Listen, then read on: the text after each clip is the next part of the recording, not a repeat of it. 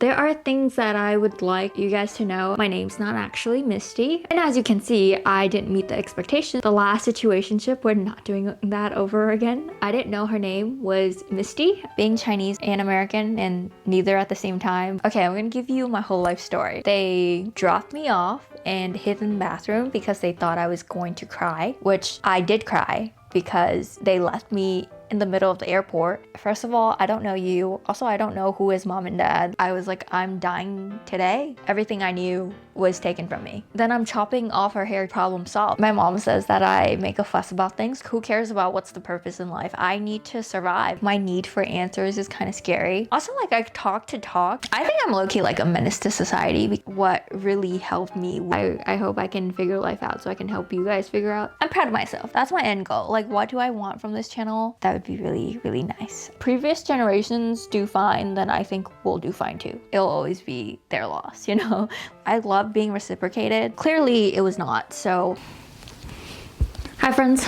Okay, so I recorded this video before already, but the audio was super bad. Sorry to those who saw my last video and had to deal with all of that. So there are things that I would like you guys to know as my friend. Number one would be that my name's not actually Misty. My name is Tong Sing, which means family hope in Mandarin. And as you can see, I didn't meet the expectations, so clearly. I also didn't know that the chick from Pokemon was named Misty because all I get on Hinge, I'm not on any dating apps as of current because I like myself enough, and also the last situationship, we're not doing that over again. Anyways, I didn't know her name was Misty because all I got was Pokemon pickup line. It was always like, let me be the Brock tier Misty. Like, please. Like, please.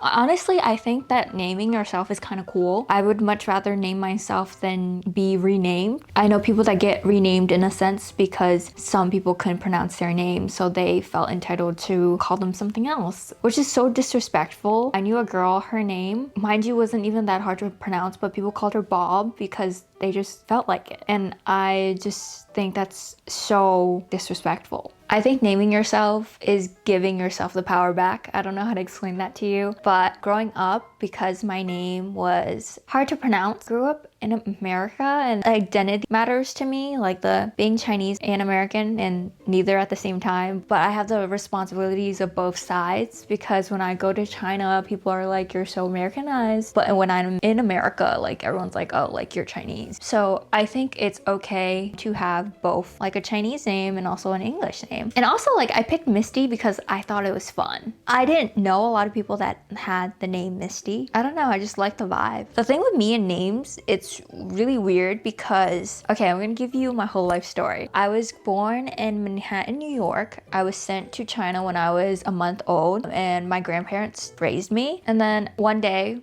when I was 4, they dropped me off at the airport and left me there. It was because my passport was about to expire. So my grandparents kind of just told me like, hey, we're going somewhere fun, and left me in the airport. They dropped me off and hid in the bathroom because they thought I was going to cry, which I did cry because they left me in the middle of the airport. And then a stranger approaches me. That stranger was like a relative of relative because at that time my parents had immigration problems, so they couldn't pick me up. But regardless, like, I still didn't know my parents. I only talked to them over the phone once up until I was 4. That's all I knew about them. So the stranger approaches me and was like, I'm gonna bring you to your parents. I was like, first of all, I don't know you. Also, I don't know who is mom and dad. I want my grandparents. I genuinely don't know what's going on. I feel like I'm gonna get kidnapped. I threw a tantrum in the middle of the airport. I cried, I bit, I was literally on the floor bawling. I did what I could until I gave up because what can I do? She's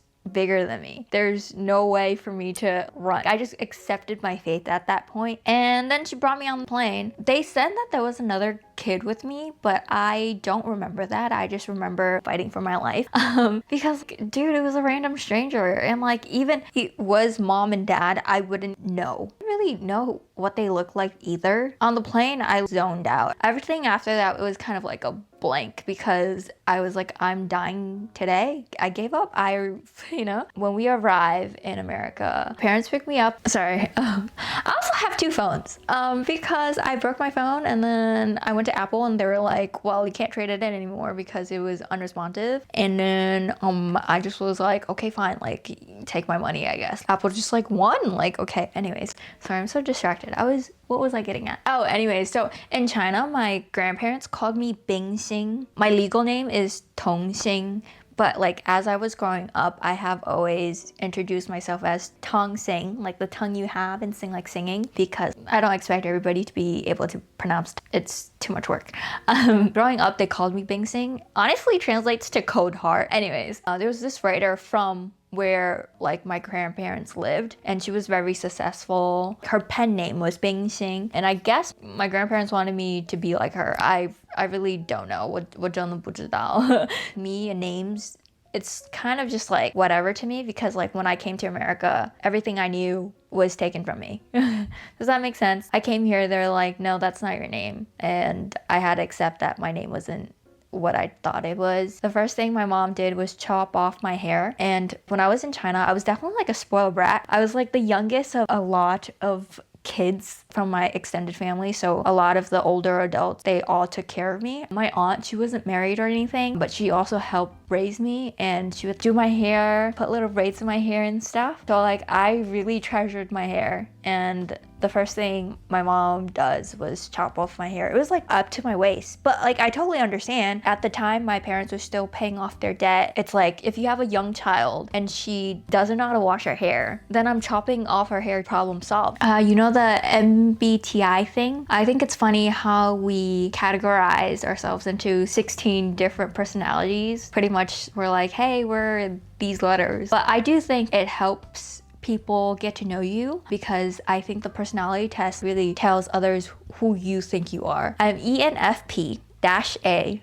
Does that help? Also, I took this test 3 or 4 times over the course of like 4 or 5 years, and I have always gotten ENFP. My personality shouldn't change that much if nothing traumatic or bad happens or anything, you know, so. But I do think what happened to me, like the move to America, wasn't exactly the cutest. I do think it was a little traumatic, because everything I remember when I was 4 was pretty much that incident. And when I moved to America, I just remember crying a lot at night alone. It was a difficult move. It just seemed like everything was happening at the same time. My mom says that I make a fuss about things, which like I totally understand, because she grew up so different from the way I did. I'm definitely super privileged. I'm privileged to grow up in America, and I'm privileged to have the things I have and enjoy life the way I do. Like if I was in her predicament, I would definitely also not be overthinking, because I wouldn't have time or the energy to be overthinking. Like she couldn't get an education, and even food was a problem. If I was starving, then who cares about what's the purpose in life? I need to survive. I need to know where my next meal is, you know? So I do think it's because I'm so privileged that I get to ask these questions about what's the purpose in life and what's gonna make me happy. At the same time, like I don't expect her to understand. It's just like I still do want to meet her expectations in a sense, because I met the stereotypical model Asian kids expectations for a good while, up until like high school, and I think now I know what I want, and I'm gonna work towards what I want. I think like there's a lot of things in life that if you want it, work towards it, you will get it. That's not including like relationships. I do think like if I want something, I'm gonna work towards it. For example, I flew to Cali to see a man that did not want me, but it did make me feel a lot better, because at the end of it, I got an answer. I don't think rejection is scary. I don't think rejection is embarrassing. I think what would keep me sad for a long time is not knowing the answers. I really do think my need for answers is kind of scary, because like there are no right answers in life, and I always want something concrete that's something I need to work on. I think I also have a fear of being forgotten in a sense. I'm still figuring it out. Like my need to write a book, my need to share thoughts with people. I really don't know why I have such need. Also, like I talk to talk. One of my closer friends, he literally hates that I contradict myself with everything that leaves my mouth, but I talk and analyze at the same time. I think out loud. Does that make sense? I think with a lot of my introverted friends, they think inside of their head. I think I'm extroverted, and like I know my extroverted friends, they all kind of like think out loud. We like to just talk about it. Yeah, I don't think there's any harm in that. I think I'm low-key like a menace to society, because like if you tell me to describe myself, I think I'm just like a raccoon. Does that make sense? When you actually get to know me, you're just like, there's this saying kind of in Chinese, which is 那不就是我在发疯，那不就是在发疯的路上.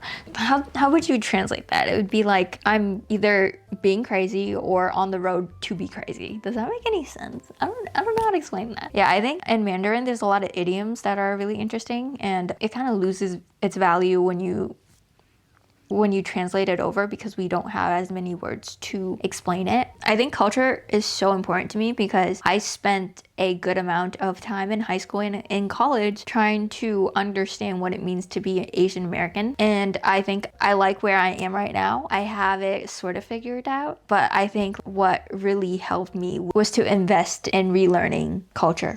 Anyways, please keep me in check if I tell you guys I like another guy, bear me 6 foot deep. Actually, don't bear me 6 foot deep. I'll dig a hole and jump in. Thanks. I think like I'm just like delusional. Every time I actually like a guy, it never really works out. So like I think clearly the problem is me. I think I have a lot of problems, but I do think, hey, life's a work in progress, you know? I'm figuring life out, and I think we're all figuring life out. I'm really trying. I hope I can figure life out so I can help you guys figure out life, but honestly, I'm working on it, okay?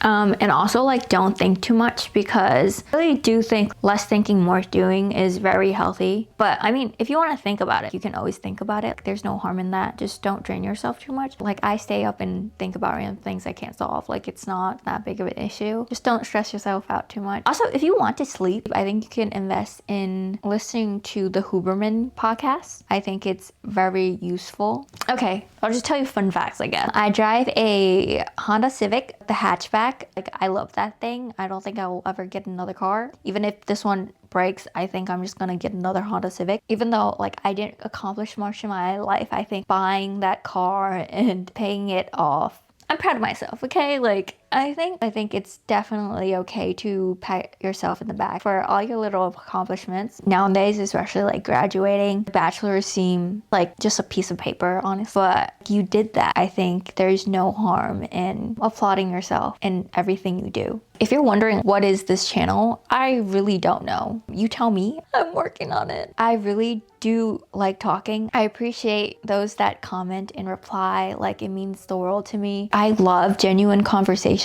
It's just how much of the internet is genuine. I think it's also like a question I asked myself. How much can I put out on the internet? I want to be as genuine as I can. It's hard because when you're getting personal, you know? I like to believe the best in people because I know a lot of great people. I like the last guy because like he let me talk. That's like how much I like talking.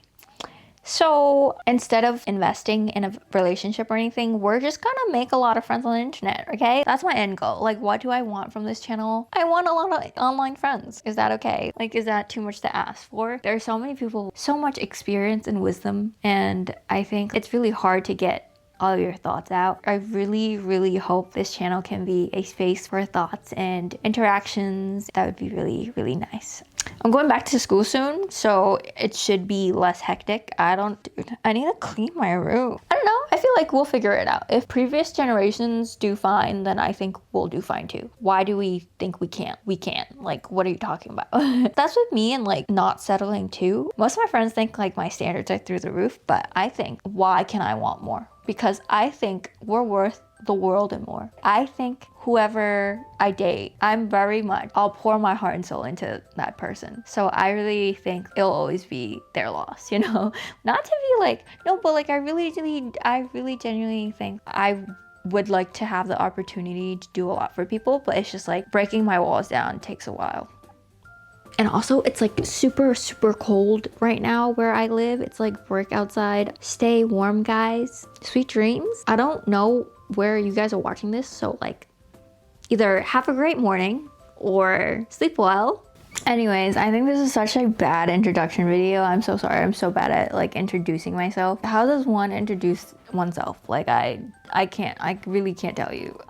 My friends have told me that I'm shameless. I'm very blunt. I'm loud. Loud is from me. I think I'm loud. I think I'm so annoying. My actual like in RL friends kind of watch my videos sometimes too, and I am just like, why would you watch my videos? I think I'm so annoying. My brain does not shut off. I don't stop talking, but I can. I love being reciprocated. It means so much to me if someone talks back. If you're not talking back, I really don't want to talk to you. That's just me talking to the wall. And like, I can do that alone. I genuinely love listening to other people's opinions. I'll talk to you guys very soon. I didn't know that audio can have such an impact on a video. I thought maybe it would be okay, which clearly it was not. So I didn't go like make dinner. So bye bye.